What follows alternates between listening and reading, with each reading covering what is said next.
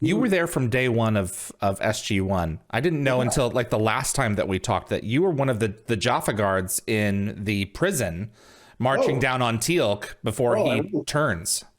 I was. But I was the stunt coordinator, and I was Richard Dean Anderson's stunt double from the very beginning. But I remember the scene because Brad Kelly, who became like the one Jaffa who worked the most of any Jaffa, because they put the heads on them so we could basically use the same guy over and over again. It was his first naphthalene hit. We're all lined up. And he said, well, what do I do? How will I know? Like, how will I know when to fall over? And I said, you'll know. And then, like back in the day, in the beginning, we did these little naphthalene hits, the Ray special effects. They were nasty because they would just come up and just burn your chins. We had to put all this fire retardant gel on. Later on, we did what was called flash cotton, and they put a hole in your Jaffa suit, put in flash cotton. It would be bright, but it wouldn't burn you. Okay. But I was here, and then Brad Kelly was beside me, and then he said, well, how am I going to know? And I said, you'll know. And boom, he went, and then down he went, and then down I went. We're both killing ourselves. But when you say there from the very beginning, at the very end of Stargate, they wound up giving us a soft copy book. There was a hard copy book of all the people who was there. Celebration of 10 years. Yeah, and so I got a soft one given to me, and I wound up stealing another one. So I remember I went to a convention in what was the woman who did the writing? It was Thomasina Gibson. Yeah. And the convention was at an old town. Yeah, I know what you're talking about. Yes, it was there was a castle. Yes. We were at this big castle, and I remember I was supposed to work in this movie in Vancouver, but they kept pushing it back. Who's the dude from Godfather? Marlon Brando? No, his son. Al Pacino? Al Pacino was doing a movie, and I was supposed to be on it, but the weather kept pushing it back. So I said, I said to the promoter, well, okay, I'm going. So I got in the plane. I went to, God, I wish I could remember the name of the place. It'll come to me. And so I went there, and I brought all my stuff from down in the basement, all my Stargate stuff. And I'm thinking, people may want to buy this stuff. And I got all. Was the wrench there? Pardon me? Was the wrench there? No, I didn't have a wrench. No, I didn't. Okay. I wasn't going to bring the wrench on the plane. It was more. It's actually the book. So this is going to. Okay. The memorabilia. And I remember I got in the plane, and my wife's a flight attendant. I got bumped up to biz, which was great. Then they shut down the plane because one of the toilets weren't working. It looks like I wasn't going to get there. And I phoned the coordinator. Can I get back in the Al Pacino movie? It looks like I won't be going to England. He said, no, it's too late. So we got to England, and we took a bus. And there's a place that's outside of England where it's close, where they speak a different language. And I almost wound up going there because of the accent. I said, take me to such and such. And the place where I was going sounded like Wales. Wales. Yeah. Okay. So the place where I was going was Wells. That's where the convention was, in Wells. And I got to England, and I'm all jet lagged, and I'm trying to get on a bus because the promoters weren't, they weren't, I was going on my own dime because it was Richard Dean Anderson and Amanda.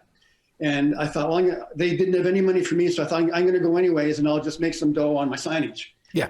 And maybe I'll sell some of the stuff. So I got there, and I remember phoning my wife saying, God, I'm such a loser. I've flown all the way to England, and no one's going to like me, and no one's going to buy my stuff. I'm such an idiot. What have I done? So I went to Wells, and that morning at 8:30, a half an hour before the convention even started, I very sheepishly started setting my stuff out on the table, thinking they might laugh at me, and because they had real cool stuff, and I'm thinking, this is legitimate Stargate stuff, but I was new at this stuff, so I took out the two books, and I sat the two books down, and all of a sudden, the vendors, the fans weren't allowed in for another half an hour. All of the vendors came, and they said, that's the such and such book, and I'm like, yeah, that's the book they gave me.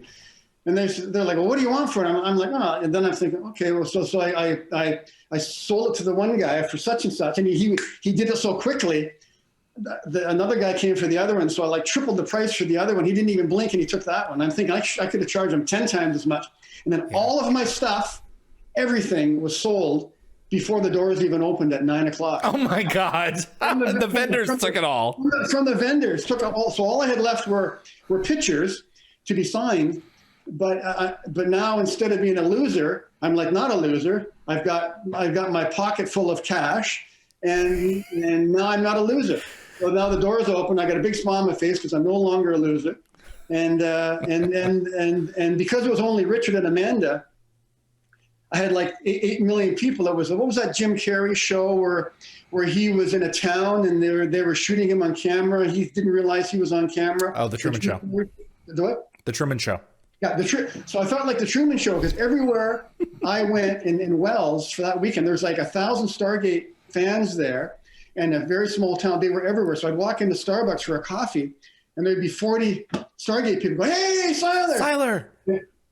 Then I go into a pub for a beer, and they'd be, "Hey, Siler!" It was like for a weekend, I was like Truman. I was like Jim Carrey, kind of like a celebrity, but actually total.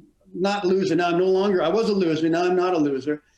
But it was like for the whole weekend. It was like being like a superstar. It was and then it ended, and then I was a loser again.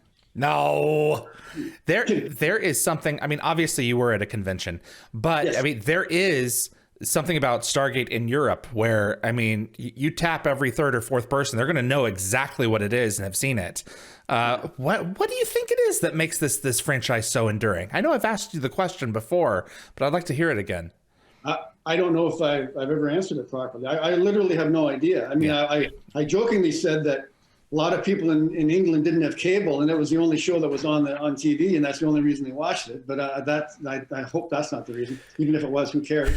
But the show got canceled like how many years ago? 15 years ago, and we're still doing this. And we were supposed to have, and I'm sure you were going to be there last September. We were supposed to have another big. I think it was a GateCon. GateCon was going to be full circle 2020.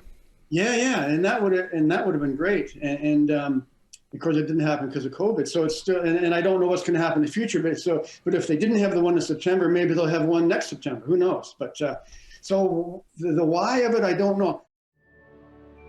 Thanks for watching this clip from Dial the Gate. You can find the full live stream shows on our YouTube channel or visit dialthegate.com for the complete schedule. See you on the other side.